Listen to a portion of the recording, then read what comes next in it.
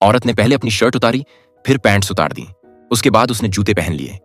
ठंडी तेज हवा से उसका शरीर कांपने लगा, लेकिन फिर भी वह सीधे बर्फीली झील में उतर गई। वह मुश्किल से कुछ कदम ही अंदर गई थी कि ठंड ने उसे तड़पने पर मजबूर कर दिया और वह तुरंत किनारे लौट आई। यह समझकर कि इस तरह तैरना नामुमकिन है, शैली ने लकड़ी का एक टुकड़ा उठाया और उसे झील में धकेलकर उसकी मदद से बीच की ओर तैरने लगी। जैसे ही उसने अपना लक्ष्य देखा, गहरी सांस लेकर पानी में गोता लगाया और सतह के नीचे गायब हो गई।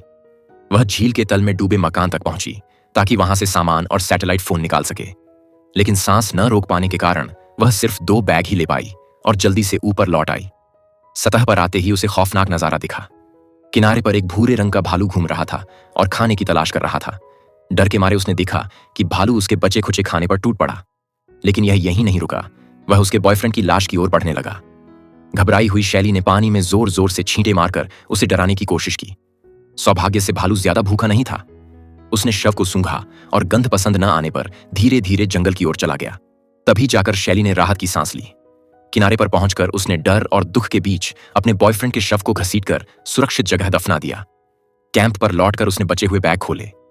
पहले बैग में सिर्फ भीगी हुई गोलियां, टूटा हुआ चार्जर, कुछ सुई धागे और एक चश्मा निकला, जो ज्यादा काम का नहीं था। उसकी सारी उम्मीदें दूसरे बैग पर टिकी थीं, लेकिन उसमें सिर्फ $100 की गट्टियां भरी हुई थीं। शैली टूट गई, लेकिन तभी पैसों ने उसे एक आइडिया दिया।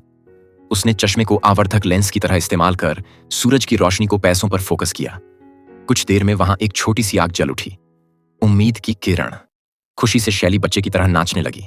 उसने हवाई जहाज के मलबे से एक धातु का टुकड़ा लिया और पत्थर से पीटकर उसे बर्तन का आकार दे दिया। उसमें झील का पानी भरा और कुछ देर में वह उबलने लगा। भाप ठंडी हवा में उठने लगी। शैली बहुत खुश हुई। पानी ठंडा होने पर उसने गटगट पीकर राहत की सांस ली। अब पीने का पानी सुरक्षित था। अब उसने खाने की सोची। सुई धागे से धागा निकाला, एक लकड़ी से बांधकर कान की बालियों को कांटे की तरह लगाया और एक साधारण फिशिंग रॉड बना ली। वह शांति से बैठकर मछली का इंतजार कर रही थी, लेकिन उसे जरा भी अंदाजा नहीं था कि खतरा उसके पीछे दबे पांव आ रहा है।